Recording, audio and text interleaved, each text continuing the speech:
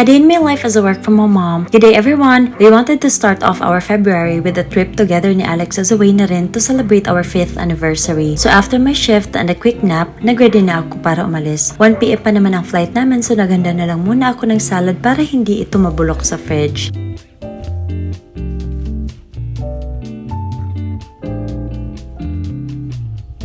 Buti na lang rin at pumayag ang sister ko na siya muna ang magbantay kay Cookie at Jeff habang wala kami. At ayan, nagawa ko rin itong salad for my brunch at para makakain ako dahil yung flight namin will almost take 2 hours from Cebu to Port Barton kaya I wanted to be a little stuffed para hindi na ako matempt bumili sa airport ng pagkain. So habang kumakain ako ng brunch ay saka pa nga naghanda si Alex sa mga gamit niya. Later ay we took a grab to take us to the airport and I just had some coffee while waiting for our flight. First time nga namin sumakay na magkasama ni Alex sa plane so it's a remarkable one for us. Bali last week pa nga sana ang anniversary namin but we spent most of our weekend kasama ang family ko at gusto niya na kami namang dalawa lang ang mag-travel together. Grabe, ang bilis lang nga rin ng 5 taon namin na may kasamang LDR na rin at buti na lang nakayanan niya yung mga mood swings ko. Actually, we had some disagreements rin at mga behavior na hindi namin gusto sa isa't isa and we're working on it. We chose to understand each other and we agree to disagree sometimes.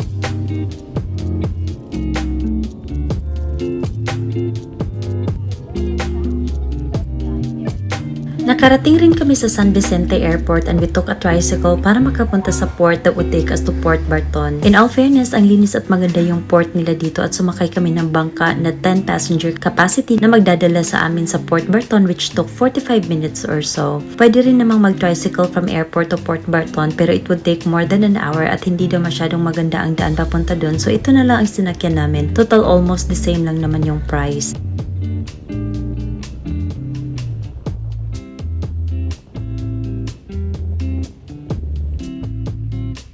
Pagkarating namin ay nag-check-in agad kami dito at para makapagpahinga na nga rin ng konti. So bali ito ang room namin at swerte namin na nasa beachfront yung nabook naming accommodation with breakfast pa. Mayroon rin silang massage area dito at akala ko magpapahinga kami sa kwarto but we made the most of our time at nag-chill sa Barton Bistro na next lang talaga ng stinahan namin. Maraming afam dito at parang 20% lang siguro ang local tourists sa mga nakikita kong mga nag-chill. Maganda ang place at malaki rin ang shoreline dito sa Port Barton. Hindi siya as crowded as Bora. Ang itinerary lang talaga namin today ay makarating kami and mag-chillax kasi may trabaho pa ako mamaya at saka pagod din si Alex sa biyahe. Ito nga pala yung dream vacation niya na sa wakas ay natupad. Yung nasa beach lang nga daw at kaming dalawa lang watching the sunset together. I just had a fruit shake at si Alex naman ay mojito which is one of his favorite drink. Napaka-fine rin ng sand dito guys at peaceful rin ang paligid. It's very promising. Our friend just recommended to visit here kasi nung pumunta yung friend namin dito ay nagustuhan talaga niya yung lugar and would have wanted to stay longer. And by the way, I also love the pizza here at ito na nga rin yung dinner ko bago ako mag-nap mamaya. Minsan kasi ang work from home is also working away from home kaya salamat na rin at nagkaroon ako ng opportunity na gumala while I have the capacity to work and still earn. Nababalanse ang pagiging magastos ko sa mga bagay-bagay. And that's all for today. Thank you so much for watching. Bye!